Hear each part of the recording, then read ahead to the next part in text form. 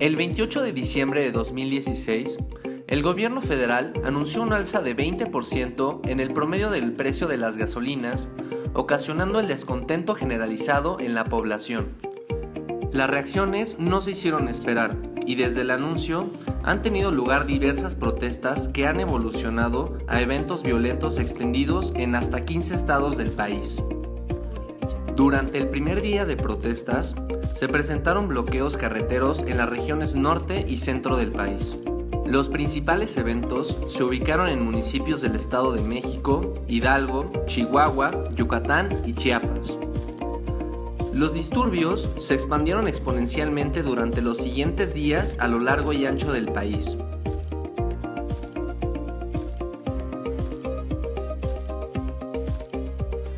Los saqueos se dieron en diferentes contextos, desde zonas urbanas marginadas como los municipios de Atizapán y Ecatepec, hasta ciudades importantes y con alto poder adquisitivo como Cancún. Las protestas afectaron a grandes comercios y según la Asociación Nacional de Tiendas de Autoservicio, varios de estos se vieron obligados a cerrar sus puertas por el riesgo de ser saqueados por multitudes enardecidas. La mayoría de los comercios afectados pertenecen a grandes cadenas o se encuentran en centros comerciales destinados al consumo de la clase media alta del país. Según información difundida en redes sociales, existe la teoría de que dichos actos de pillaje fueron orquestados por personas allegadas al gobierno para disuadir a los manifestantes pacíficos. También se manejó la versión de la presencia de grupos de choque dirigidos por partidos opositores como Morena para desestabilizar al gobierno de Peña Nieto. Aunque muchos de estos actos contaron con el aval de grupos de choque en el Estado de México, con objetivos no del todo claros, es importante destacar cómo el fenómeno se fue difuminando por todo el país y se convirtió en parte de las formas de protesta contra el aumento de la gasolina. No existe evidencia que confirme las hipótesis de que estos grupos fueron movilizados por partidos políticos o por gobiernos. La poca sincronización de los saqueos y la rapidez con la que se expandió el fenómeno a lo largo del territorio nacional dejan claro que la situación se debió a una reacción en cadena auspiciada y empoderada por las redes sociales, cuyo origen se registró en las inmediaciones de la Ciudad de México. Existe en la población un sentimiento de traición del presidente y de la gestión de su gobierno.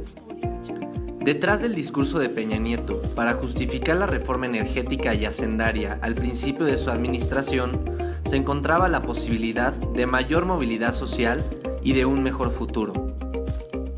No es casualidad que los actos de pillaje y saqueo registrados los primeros días del año se llevaron a cabo por personas jóvenes en zonas urbanas periféricas, con educación media superior y con aspiraciones de mejorar su situación económica.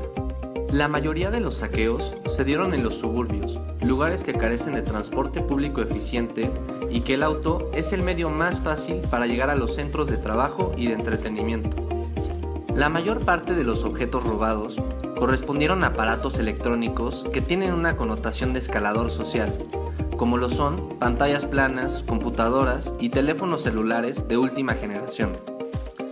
Es decir, objetos simbólicos de mejora económica, convirtiendo así a los actos de saqueo y de pillaje en acciones de redistribución a mano propia. El pasado 9 de enero, el gobierno federal firmó el Acuerdo para el Fortalecimiento Económico y la Protección de la Economía Familiar. Dicho plan probó ser improvisado y con fines políticos más allá de buscar atacar problemas que ha enfrentado el gobierno en turno, como lo son la corrupción y el mal gasto de recursos.